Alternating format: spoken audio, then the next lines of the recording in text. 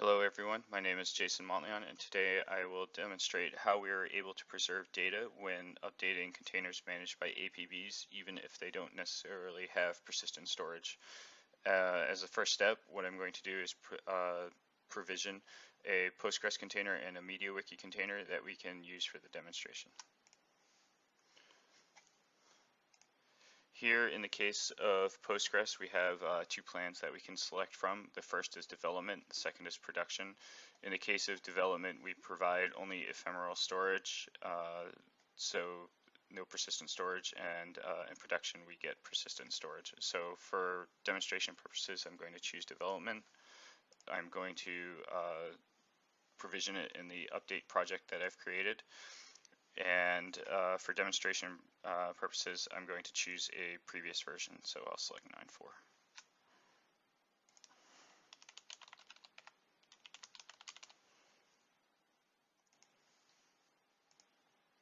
I'm going to create a secret so that I can bind our MediaWiki instance to our Postgres instance once they are created.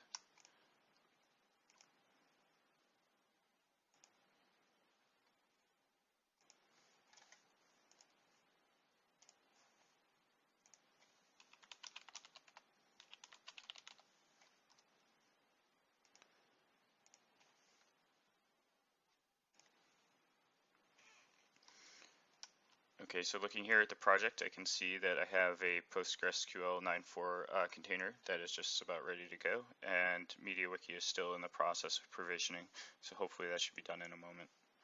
If I look at the terminal while this is running, I can actually see that there is an APB container performing the provision task.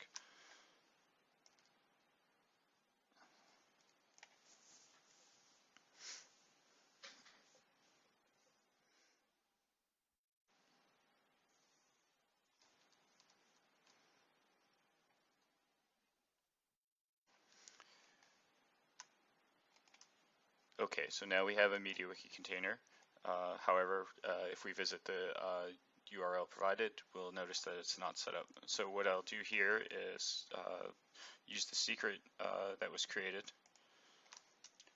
add it to the MediaWiki application. And if we go back to the overview, we'll see that the deployment is rolling. And once it's done, we should have a MediaWiki pod that is set up.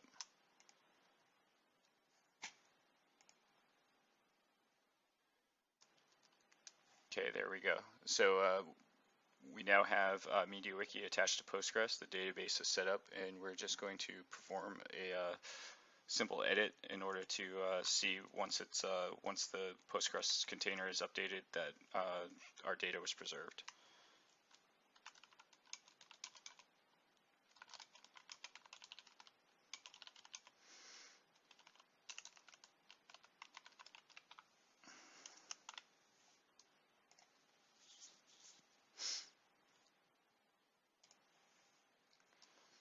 So in order to perform an update, we go down to provision services. In this case, we're going to update the PostgreSQL container without ephemeral storage, which normally we'd expect once the container is restarted to lose the data. So we'll edit it. In this case, we're going to go to production and add some persistent storage. While we're at it, we'll also upgrade to version 9.6. The nice thing about the way this works is later, if you want to, you can actually revert to a development plan and a prior version of Postgres. It is not a one-way trip. So we'll let that run, and what we'll see is now there is an APB running that will perform the update process.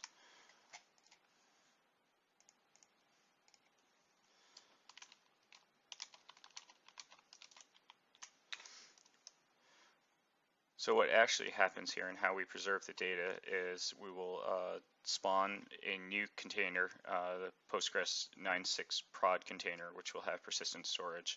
The APB will then take care of the tasks for dumping the database from the 9.4 dev instance, copying it over to the 9.6 prod instance, and restoring the backup.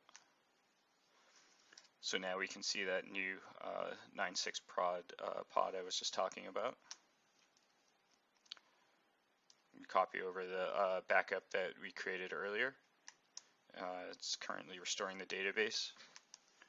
Now that that is done, it removes the deployment config for the 9.4 dev pod.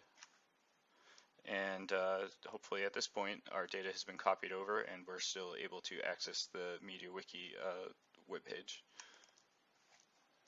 And there we go. And we can see that our data is still there. We can still log in and so forth.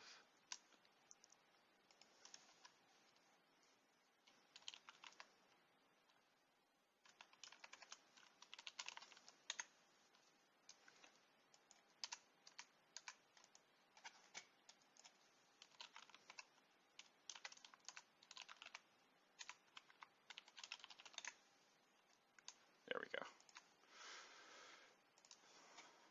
So once again, if you want to, you can always go back. Actually, currently the pod is still pending. In a moment, it should go back to ready. Whenever it's in a ready state, you can go back and you can edit it again, change directions, go back to a prior version, a different plan, so forth and so on.